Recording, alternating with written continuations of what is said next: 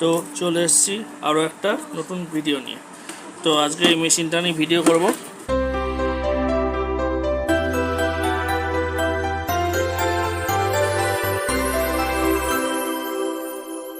চলো মেশিনটা প্রবলেমটা আগে তোমাদের দেখাই। তো মেশিনটা দেখলাম, আমি লাইন দিলাম, তা ঘোরাচ্ছি, মেশিনে কোনো রেসপন্স নেই।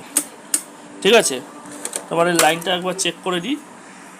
তোমরা দেখো বোর্ডের লাইন কিন্তু চালু আছে। ঠিক আছে, তো আমি মিক্সারে যখন লাইন দিচ্ছি এই মেশিন চলছে না। এটা হচ্ছে মেশিনের প্রবলেম।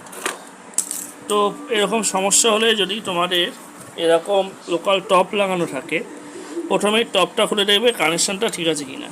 প্রথমে আমি এই টপটা খুলে নেব। খুলে নেওয়ার পর এখানে মোটামুটি কানেকশান ঠিকই আছে, কোনো প্রবলেম নেই। তাও আমি এই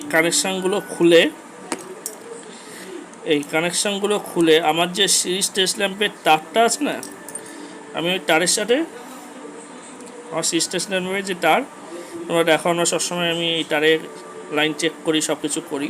এই তারের দুটো মাথা মিক্সার গ্রাইন্ডারের তারের দুখানা মাথায় জুড়ে দেবো। জুড়ে দিয়ে এবার আমি একবার লাইনটা দিয়ে দেখবো যে মেশিনটা চলছে কি না। তাও দেখো মেশিনটা চলছে না। তো এদিক দিয়ে সব কিছু ওকে আছে। তো এই জিনিসগুলো সাবধানে খুলে সাইড করে দেবে। আর যদি আরও লাগিয়ে ফেলো কোনো অসুবিধা নেই, কারণ এইদিকে কোনো ডিস্টার্ব নেই। এবার ডিস্টার্ব কি, মেশিন খুলতে হবে। মেশিন খুলতে গেলে কী করতে হবে তোমরা দেখো, এখানে 1, এই 2, এখানে 3, এখানে অবশ্য নাটটা নেই, এখানে 4, এখানে 5, আর এখানে 6। এই 6খানা নাট খুলে নিতে হবে। চলো 6খানা নাট খুলে নিই। তো আমি নাটগুলো খুলে নিয়েছি। মিক্সারটা আলাদা করে নেব। এখানে যে চোখটা আছে, তোমরা বলতে পারো এর আগের মিক্সার ভিডিওটা আমি চোখ সম্বন্ধে রেখেছিলাম যে এটা লাইন না থাকলেও কিন্তু ডিস্টার্ব হলেও কিন্তু মিক্সার অফ হয়ে যেতে পারে।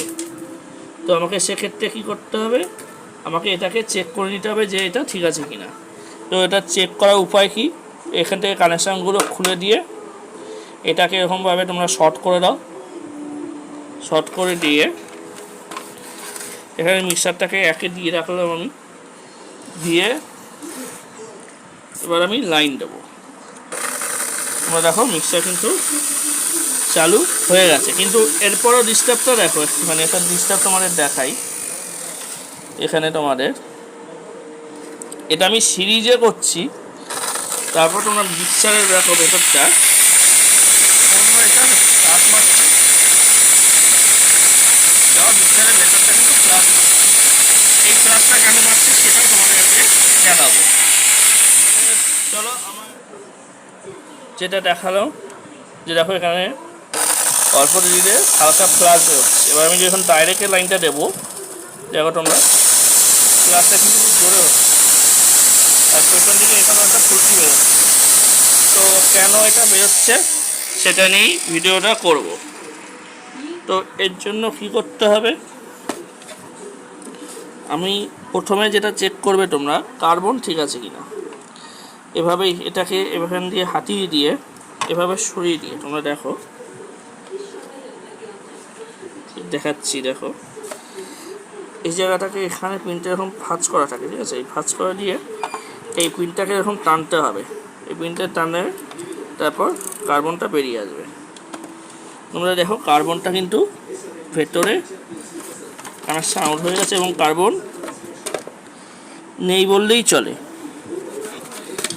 এখানে কার্বন একটু অল্প ছিল, শেষ হয়ে গেছে। ঠিক আছে, আর এদিকে যেটা দেখবো, এদিকটাও খুলে নেবো যে কার্বনটা পাই কিনা, কি কার্বন আছে। কার্বন মিক্সার গ্রাইন্ডারে সব হয়, কিন্তু লক সিস্টেমটা আলাদা হয়। তোমরা এদিকেও দেখো, এদিকে কার্বন একটুখানি বেরিয়েছে। তো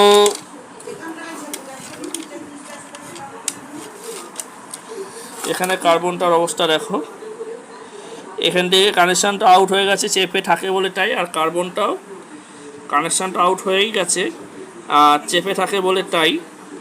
আর টোটালটাই এটা শেষ। এখানে নতুন কার্বন আমাকে দিতে হবে, তারপর তোমাদের ভিডিও বানিয়ে আমি দেখাতে পারবো। কালে বন্ধুরা, কালে আজকে এই মিক্সার মেশিনে আমরা প্রবলেম কী পেলাম, যে দুই সাইডেই কার্বন খারাপ হয়ে গেছে। আমাকে নতুন কার্বন দিতে হবে। আর যে চোখটা থাকে, যে জিনিসটা এর আগে আমি ভিডিওতে তোমাদের বুঝিয়েছি, এটা নতুন নিতে হবে। তো এটা কমসে কম তোমরা 2 অ্যাম্পিয়ার বা 2.5 অ্যাম্পিয়ার নিতে পারো, এতে কোনো সমস্যা নেই।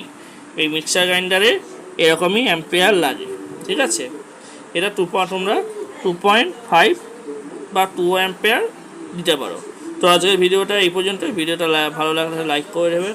আর এরকম মিক্সার গ্রাইন্ডার নিয়ে যদি তোমরা কোনো কনফিউশন থেকে থাকে, তোমরা জানতে চাও, তো কমেন্ট বক্সে কমেন্ট করতে পারো। ভিডিওটা কেমন লাগলো সেটা কমেন্ট করে জানাবে।